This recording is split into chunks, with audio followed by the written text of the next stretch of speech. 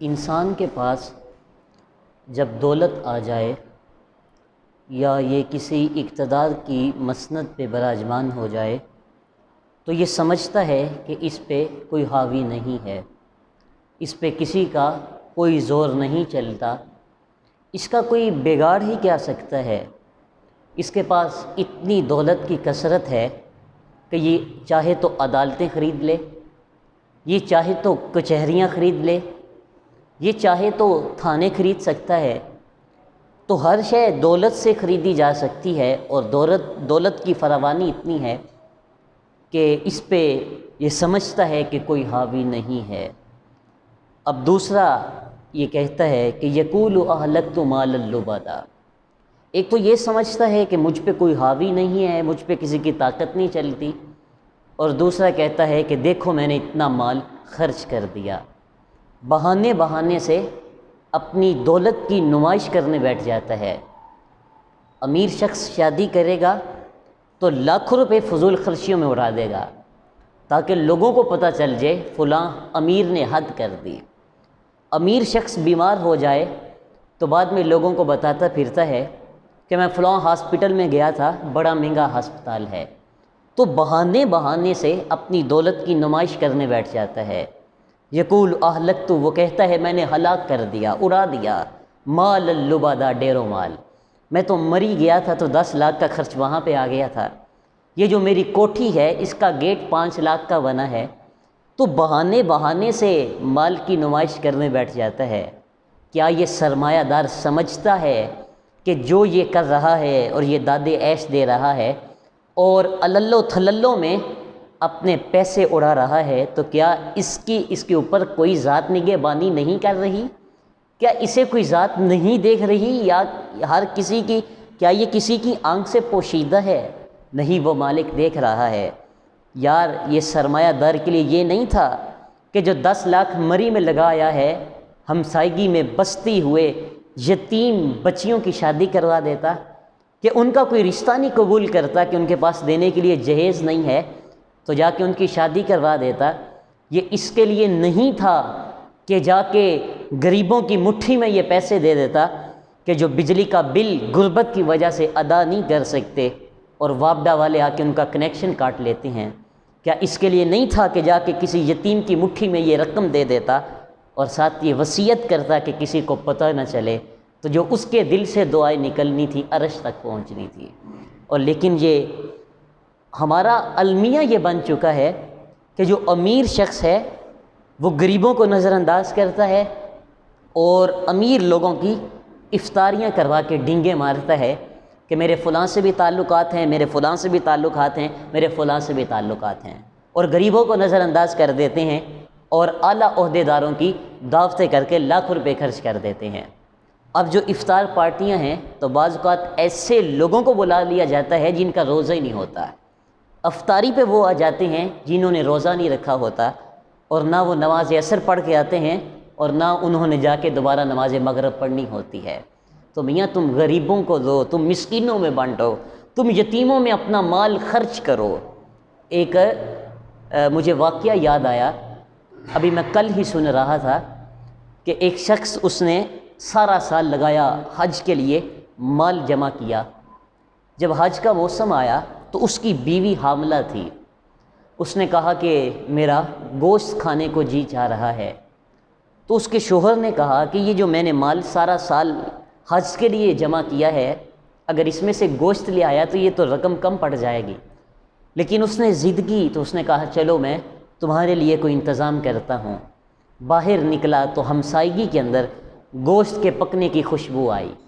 اس نے جا کے دروازہ کھٹکھٹایا تو اندر سے ایک عورت کی آواز آئی، من دق الباب، دروازہ کس نے کھٹکھٹایا؟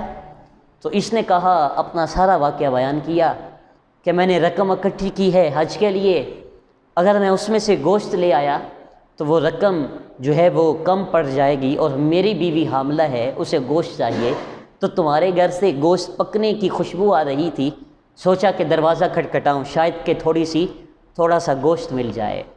اس عورت نے کہا کہ صاحب یہ گوشت تمہارے قابل نہیں ہے۔ اس کے چہرے پہ حیرانگی کے آثار واضح ہونے لگے اور اس نے اس عورت سے مخاطب ہو کے کہا کہ باجی گوشت دینا ہے یا نہیں دینا یہ بات کا مسئلہ ہے، تو نے یہ کیوں کہا کہ یہ تیرے قابل نہیں ہے؟ تو گوشت نہ دے، میں کسی اور جگہ سے اپنا انتظام کر لیتا ہوں، لیکن یہ کہنا کہ یہ گوشت تمہارے قابل نہیں ہے، اس بات کی مجھے سمجھ نہیں آئی، تو اس کا میں جواب چاہتا ہوں۔ تو اس عورت کی آنکھوں میں آنسو آ گئے۔ اس نے کہا 4 دن سے میرے بچوں نے کچھ نہیں کھایا، جب وہ مرنے لگے اور آخری سانسیں لینے لگے تو گلی سے ایک آوارہ کتا گزر رہا تھا، میں نے اسے کاٹا اور اس کا گوشت پکا رہی ہوں تاکہ اپنے بچوں کی زندگی بچائی جا سکے۔ تو کیا سرمایہ دار یہ تیرے لیے نہیں تھا کہ تو جا کے مری میں 10 لاکھ لگایا ہے اور تو امیر لوگوں کی افطاریاں کر کے لاکھوں روپے خرچ کر رہا ہے اور اللو تھللو میں مال اڑا رہا ہے؟ کاش کہ جا کے تو ان غریبوں کے سر پہ شفقت کی چادر تانی ہوتی تو آج اللہ تجھ پہ بھی رحم کرتا۔ تیرے لیے یہ نہیں تھا کہ اپنی ہمسائیگی میں بستے ہوئے غریبوں کے دیے کے اندر جا کے تو تیل ڈال آتا، تیل ان کے دیے میں ڈلتا، اللہ دل تمہارا روشن کر دیتا۔ تو فرمایا کہ ایک تو انسان کی یہ فطرت ہو چکی ہے کہ یہ تو عید کے موقع پر بھی آٹے کا تھیلا کسی کو دینے لگے تو ساتھ اخباروں کے رپورٹروں کو بلا لاتا ہے کہ میری تصویریں اخباروں میں چھپنی چاہیے، میں غریبوں کے لیے عید پیکج دینے لگا ہوں۔ صاحب معذرت کے ساتھ جس لائن کے اندر کسی غریب کی بچی وہ آٹے کا تھیلا لینے کے لیے کھڑی ہے اور تو تصاویر بنوا کے اخبارات میں چھپوانے کا حکم نامہ جاری کر رہا ہے، اگر اسی لائن میں تیری اپنی بیٹی کو کھڑا ہونا پڑے تو پھر تیری حالت کیا ہوگی؟ تو ایک تو یہ اپنی ڈگر کو جو عہدیداران ہیں جنہیں اللہ تعالیٰ نے مال کی وسعت سے دی ہے وہ سمجھتے ہیں کہ یہ میں نے اپنی محنت سے کمایا ہے۔ یار یہ رب چاہے تو جسے بغیر حساب کے عطا کرے، دولت کی بھی آزمائش اور غربت کی بھی آزمائش۔ صحابی فرماتے ہیں کہ ہم غربت کی آزمائش میں تو پورے اترے لیکن دولت کی آزمائش میں ہم پورے نہ اتر سکے۔ یقیناً دولت کی آزمائش بڑی ڈاڈی آزمائش ہے۔ بندہ کہتا ہے میں نے اپنی محنت سے کمایا ہے، اس پہ غریبوں کا حق کیا ہے؟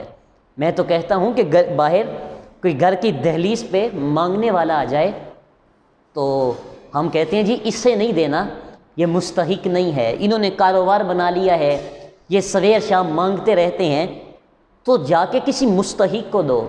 تو میں کہتا ہوں صاحب تیرے پاس اچھا مکان ہے، اچھا کاروبار ہے، اچھی گاڑیوں پہ تو سفر کرتا ہے، تو ذرا اپنے من کے اندر ڈوب اور اپنے اعمال کو دیکھ کہ جو تمہیں اللہ نے بے شمار نعمتیں دی ہیں تو ان کا مستحق تھا؟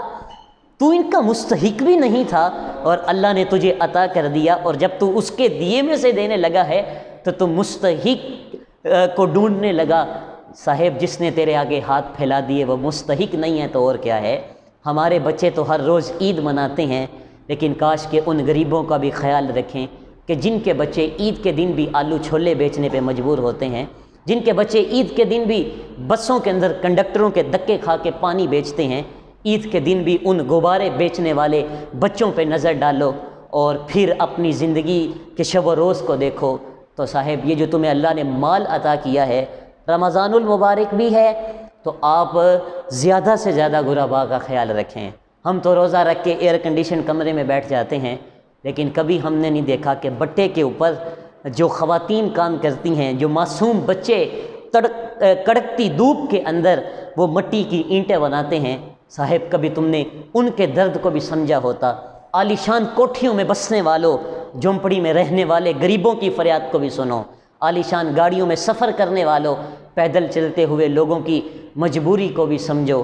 تو دعا ہے اللہ آپ کو مجھے عمل کی توفیق عطا فرمائے۔ وآخر دعوانا الحمد للہ رب العالمین۔